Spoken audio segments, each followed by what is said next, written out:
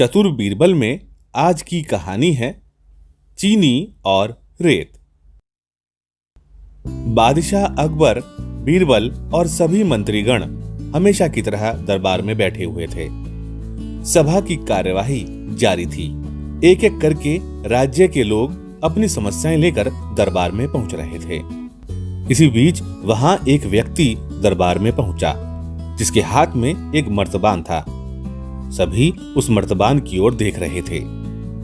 तभी अकबर ने उस व्यक्ति से पूछा, इस मर्तबान में क्या है? उस व्यक्ति ने कहा, महाराज, इसमें चीनी और रेत का मिश्रण है। अकबर ने फिर पूछा, आखिर ऐसा किस लिए? अब उस व्यक्ति ने कहा, महाराज, मैं माफी चाहता हूं। मैंने बीरबल की बुद्धिमत्ता के कई किस्से सुने हैं। मैं उनकी परीक्षा लेना चाहता हूं। मैं यह जानना चाहता हूं कि बीरबल इस रेत में से बिना पानी का इस्तेमाल किए चीनी का एक एक दाना अलग कर दें। अब सभी हैरानी से टकटकी लगाए बीरबल की ओर देखने लगे। अब अकबर ने बीरबल की ओर देखा और कहा, बीरबल, अब तुम कैसे इस व्यक्ति के सामने अपनी बुद्धिमानी का परिचय दोगे?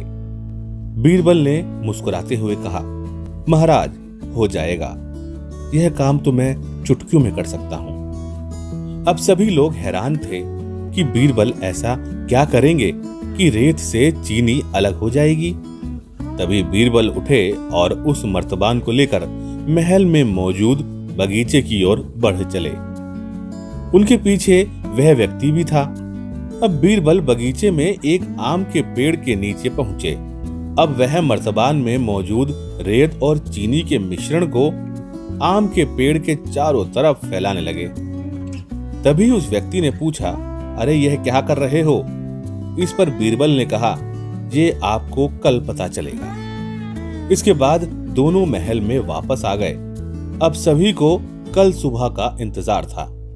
अगली सुबह जब दरबार लगा तो अकबर और सारे मंत्री एक साथ बगीचे में पहुंचे। साथ में बीरबल और रेत व चीनी का मिश्रण लाने वाला व्यक्ति भी था। सभी आम के पेड़ के पास पहुंच गए। सभी ने देखा कि अब वहां सिर्फ रेत पड़ी हुई है। दरअसल रेत में मौजूद चीनी को चींटियों ने निकालकर अपने बिल में इकट्ठा कर लिया था और बची खुची चीनी को कुछ चींटियां उठाकर अपने बिल में ले जा रही थीं। इस पर उस व्यक्ति ने पूछा, चीनी कहाँ गई? तो बीरबल ने कहा, रेत से चीनी अलग हो गई है। सभी जोर जोर से हंसने लगे। बीरबल की यह चतुराई देख अकबर ने उस व्यक्ति से कहा, अगर अब तुम्हें चीनी चाहिए तो तुम्हें चींटियों के बिल में घुसना पड़ेगा। इस पर सभी ने फिर से ठहाका लगाया और बीरबल की तारीफ करने लगे। इस कहानी से हमें यह सीख मिलती है, किसी को नीचा दिखाने का प्रयास कभी नहीं करना चाहिए। यह आपके लिए भी हानिकारक हो सकता है।